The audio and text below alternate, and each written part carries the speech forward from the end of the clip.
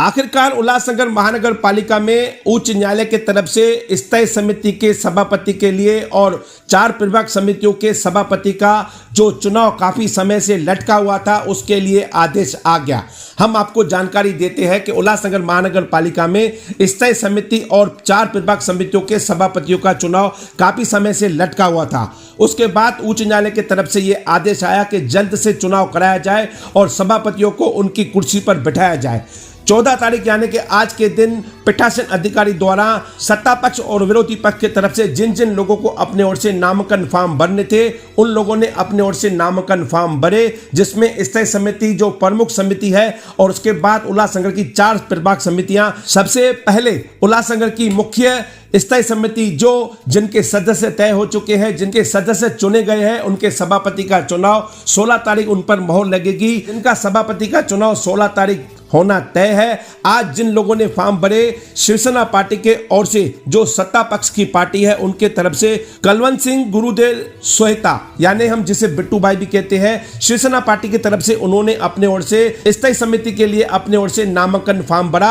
और भारतीय जनता पार्टी की तरफ से दीपक लक्ष्मण दास सीरवानी, जिसे हम टोनी सीरवानी भी कहते हैं, मुख्य तौर पर यह समिति है जो स्थायी समिति कहलाती है।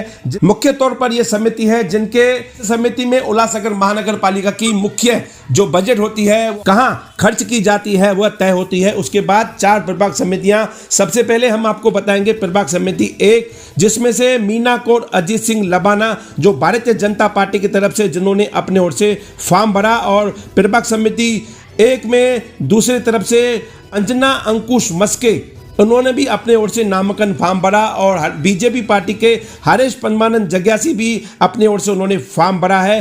अब पार्टी किसे अपने ओर से प्रभाग समिति का सभापति बनाती है, ये 16 तारीख के दिन जानकारी आ जाएगी। उसके बाद प्रभाग समिति 2, जिसमें महेश पैलाज राय सुखरमानी, यानी कि महेश सुखरमानी प्रभाग समिति 2 की तरफ से सभापति का उन्होंने अपने ओर से नामांकन बीजेपी पार्टी से भरा है। उसके बाद दूसरा उनके सामने प्रभाग समिति 2 में छाया चक्रवर्ती ने अपने ओर से नामांकन फॉर्म भरा है। यह भी 16 तारीख के दिन तय होना है। उसके बाद प्रभाग समिति 3 की बात करेंगे तो रवि किशन जग्यासी, उन्होंने भी अपने ओर से नामांकन फॉर्म भरा है। और उनके सामने दीप्ति नवीन दूधानी जो साई पार्टी से वास्ता रखती है, उन्होंने भी अपने ओर से नामांकन फॉर्म भरा है। उसके बाद प्रभाग समिति 4, जिसमें विकास परशुराम पाटिल और उनके सामने सुमन राजेश सचदे जो राष्ट्रवादी पार्टी की नगर सेविका है, उन्होंने अपने ओर से प्रभाग समिति के ओर से अपने ओर से नामांकन फॉर्म भरा है। 16 तारीख इन चारों में से कौन सभापति बनेगा और स्थायी समिति का चेयरमैन कौन बनेगा, यह तय होना जाना है।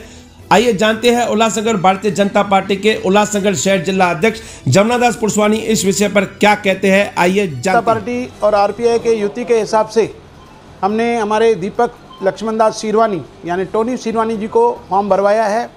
प्रभाग समिति क्रमांक 1 में मीना कौर लबाना, प्रभाग समिति क्रमांक 2 में महेश सुखरामानी, प्रभाग समिति क्रमांक 3 में हमारे रवि जग्यासी जी और प्रभाग समिति क्रमांक 4 में हमने सुमन सचदेव को भारतीय जनता पार्टी की तरफ से समर्थन किया है।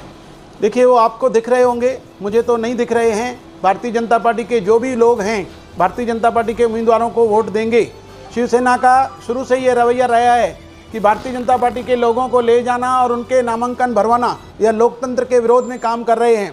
पूरे महाराष्ट्र में भी जो चुनाव हुए तो भाजपा शिवसेना के एक साथ उम्मीदवारों को जनता ने चुना, लेकिन शिवसेना कांग्रेस और राष्ट्रवादी के साथ चली गई।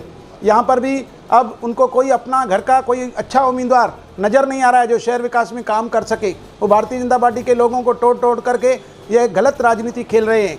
जीवन इदनानी भारतीय जनता पार्टी के साथ है, उनके लोग हमारे साथ हैं, सब भारतीय जनता पार्टी के रवि जग्यासी को वोट करेंगे। देखिए, आपको शहर में नज़र आ रहा है सिर्फ भाजपा ही भाजपा नज़र आ रही है। आप चारों प्रभाग समितियों में देखें, फॉर्म भरने वाले हमारे हों या उनके भाजपा के ही हैं, यानी भाजपा पूरे शहर में छाई हुई है। और 2022 के चुनाव में सबका सुपड़ा साफ करके भारतीय जनता पार्टी अकेले बलबूते पर सरकार बनाएगी। देखिए, फॉर्म भरने के लिए कोई किसी को मना नहीं करता है। आप पार्टी की तरफ से ऑफिशियल जो उम्मीदवार घोषित होता है तो नियम के हिसाब से सभी सदस्यों ने उनको ही मत करना है। हम दीप्ति नवीन दूधानी हमारी बहन है, उनसे निवेदन करेंगे कि 16 तारीख को फॉर्म वापस कर ले। और भारतीय जनता पार्टी की तरफ से सभी भारतीय जनता पार्टी के जो भी सदस्य हैं उनको व्हिप जारी किया जाएगा। और मुझे नहीं लग रहा है कि जैसे 9 लोगों के ऊपर जो कार्रवाई चालू है कोकण आयुक्त के कार्यालय में, हमने पिटीशन दाखिल की है, तो और कोई भी उसमें शामिल हो, मुझे नहीं लग रहा है कि कोई शामिल होगा। एनसीपी के जो 4 सदस्य हैं, चारों हमारी बहन सुमन सचदेव को समर्थन करेंगे, ऐसी मेरी कोशिश रहेगी, मेरा विश्वास रहेगा। और राष्ट्रवादी के, हम बीजेपी के जितने भी हमारे पास 6 सदस्य हैं, हम उनको अपने वोट देंगे। वहाँ पर सुधीर बागुल जी हैं, उन्होंने भी हमें सहमति जताई है कि अगर आप सुमन सचदेव को उम्मीदवार करते तो मैं वोट करूँ। और भी जो सदस्य हैं वो भी हमारी बहन सुमन सचदेव को जरूर वोट करेंगे।